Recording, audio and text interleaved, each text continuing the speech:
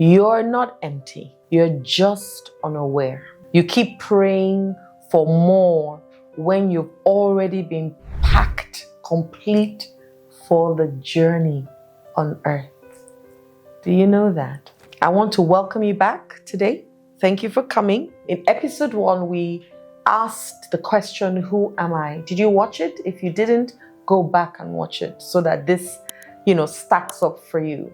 And you showed up really bold and raw and real for those who did, and I'm really grateful. Because if who you are is the root, then what you carry is the fruit. Now let me tell you right now, you are not just surviving. You're carrying wisdom, you're carrying gifts, you're carrying fire, you're carrying solutions. But most people ignore the goal that they are sitting on because it came wrapped in pain, pressure, or just seemingly ordinary.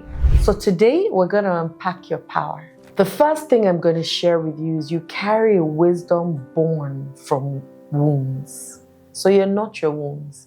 There's a wisdom that comes from it. You don't just carry stories, you carry survival. Every scar is a signpost. Every storm you made it through gave you something transferable. You are powerful. What are you? You've got to tell me. I once coached a woman who had survived domestic violence. And for years, she was broken and ashamed. But once she began to speak her story, everything shifted. Her pain became a platform. Her voice became a movement. And she now runs a global coaching program helping other women heal and rise. What about you? What's in your story that you have let go of? And you have said, no, I'm too ashamed to share this. What if what you went through was not just for you, but for you and other people? There's a power that we carry inside us that even we don't know. We go through the whole process and then come out and we're like, oh, life showed me Pepe.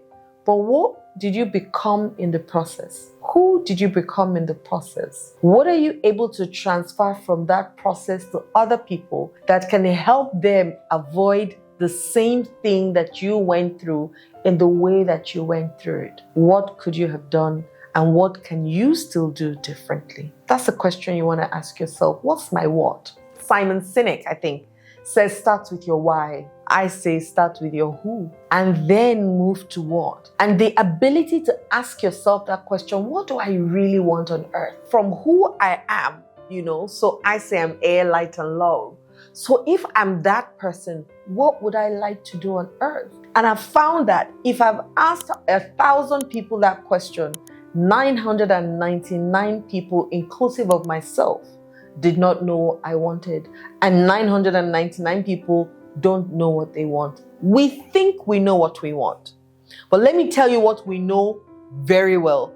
We know what we don't want very well. I'll say that again. We are masters at what we don't want, but we're terrible at knowing what we want. So for example, when I say to somebody, maybe a woman I'm talking to, what do you want in a man? You hear her say, I don't want a man that cheats. I don't want a man that is fat. But you haven't told me what you want. So if you don't want a man that cheats, what do you then want? I want a man who is honest and open and transparent. Or I want a man who is slim figure, nice build.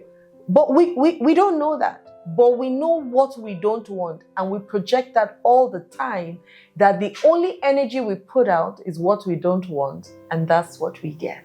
Now imagine wounds are like roots. They run deep. In those roots, that's also how the tree anchors itself. The pain you buried is the foundation of your purpose. So yes, things happen to us, but that's not what we are and who we are. You didn't go through all that hell just to become an overqualified couch potato. No, you went through all those things so that you can help someone else. And there's something in this world for you, that's for sure. If we're able to connect with the wounds and the things that happen to us, we'll be so powerful that if every time something happens to us, we're able to say, okay, this thing happened right now. Now, what do I want from this situation? Imagine how powerful that is. So you come to everything with curiosity. What do I want? Okay, so they told you that your father is ill. Okay, what do I want from this situation? I want my dad to be well.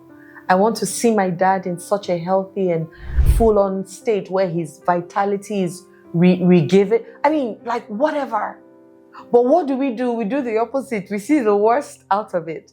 And we forget to take the joy and the lessons out of it so that we can use that as a stepping stone for greatness. Now, the next thing I'm going to talk about is your gifts are not random. They're absolutely required.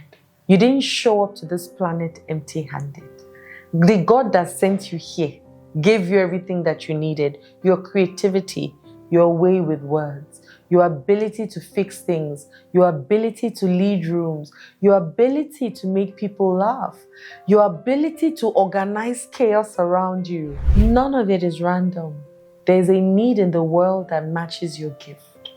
What do you want? Once again, what do you want? I worked with a teenager who was obsessed with editing videos. His parents called it a waste of time. Does that remind you of something? Did anybody tell you that what you're doing was a waste of time? Now he edits for global thought leaders and makes more in a month than even his parents ever dreamed of. I want you to imagine you were sent to Earth with a bag of tools and you spend your whole life watching Netflix, wondering why you're unfulfilled. Spoiler alert, fulfillment follows function. Yes. So don't be that person who brings a toolbox to life and only uses the hammer to open cereal boxes. Don't be that person that doesn't know what to do with the things that God has given to you. Don't be like that slave that put money in the ground and said, I'm not going to multiply your money. And those were his talents. He didn't multiply. He didn't do anything with his talents. He didn't help anyone with his talents. Don't be that kind of person. From your identity, then ask yourself, what do I want? What do I want to achieve on earth? Because you are like God and He creates, you too can create. And you can create the life of your dreams. Don't help God manage His resources. He is the God of the entire world. And He has said, ask and you shall be given. Why do we help God manage the resources that He has given us a blank check for? Ask for whatever. And if anybody says that your dream is too big, just know that you are speaking to a $1 person with your $10,000 dream. And just tell them, thank you for sharing, and move on swiftly to the next person like me who will say to you, your dream is not even big enough. The next thing that I'm going to say to you is your pain points are purpose clues. They are. You know those things that frustrate you, the injustice you can't see or unsee, the broken systems that make you rage, the things people ignore that you feel deeply? That's not a flaw. That's your purpose radar. One of my clients couldn't stand how children in her community were treated when they experienced trauma. She couldn't stand it. She used to cry about it and she would complain, and now she runs a non-profit that trains teachers and guardians on trauma-sensitive care. So, activists aren't born angry. They're born aware, and awareness is often pain's twin sister. Yes, when you go through certain things, I'm only here because I went through pain. And the trauma that I went through led me to therapy. And the joy that I got after it made me say, if this helped me, it most likely can help other people. You know, if something keeps you up at night, maybe it's not insomnia. Maybe it's your calling, waking you up and tapping you on your head and saying, hey, bestie, it's time to wake up to your dreams. I couldn't sleep for days when I started to think about it. And one day I got up, I said, you know what? I think my purpose has found me. I don't need to look for it anymore. So I will do this for the rest of my life in different ways, you know, with different media or mediums. But this is what I'll do for the rest of my life. What about you? Who do you say you are? And what do you then say you want out of who you say you are? Now in episode 3, I'm going to show you why you feel what you feel. So we've done the who, the what. The next episode is going to be why. So make sure you watch the next episode. The last thing that I'm going to share from my heart is everything you carry can be turned into currency. Let's be real, guys. You don't need more stuff. You just need to see things differently. Your story is a brand. Your experience is a framework. Your ideas are monetizable. I'm sure people like to hear that. I know a man who got in trouble as a kid for doodling during class. Teachers told him he was wasting time. Fast forward to now, he owns a multi-billion-dollar animation studio. The thing he got punished for became his passport to his purpose, but not just his purpose, his profit. So you want to think of your gifts like ingredients in the kitchen. Yes, you may not have a full recipe yet, but baby, you're already stocked. And you can make whatever beauty you choose to. In fact, the things that you turn around the least, or the things that you put into a pot without really thinking about it, ends up being the nicest. So stop saying I'm broke when your brain is $1 billion business model waiting to happen. Just open your eyes and open your heart, and you never know what you're about to unleash just because you asked yourself what, and you followed through with it, and you looked at your pain as something that you could eventually turn around for your purpose and then eventually your profit. And so I'm going to say this to you from the bottom of my heart. You carry so much more than you can realize. You're not here to just take up space or pay bills and that. No, you're here to shape the world. You're here to shape the world. The world doesn't need any more perfection.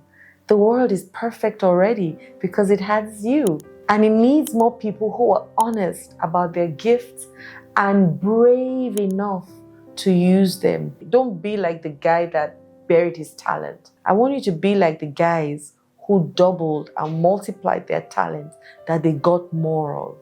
Every day, I want you to take out 10 minutes and list out everything that you survived or succeeded at or secretly achieved or secretly loved. Maybe you see other people doing it. Write it out and ask yourself, how can this serve someone else? The things that you have been through that you're afraid of, write it down and then ask yourself, how can this serve someone else? And share it with someone who thinks that they have nothing to offer. Remind them, just like I'm reminding you, that they are packed with power. Because once you know what you carry, you'll stop playing small and you'll start walking tall. My name is Adiola Kingsley James.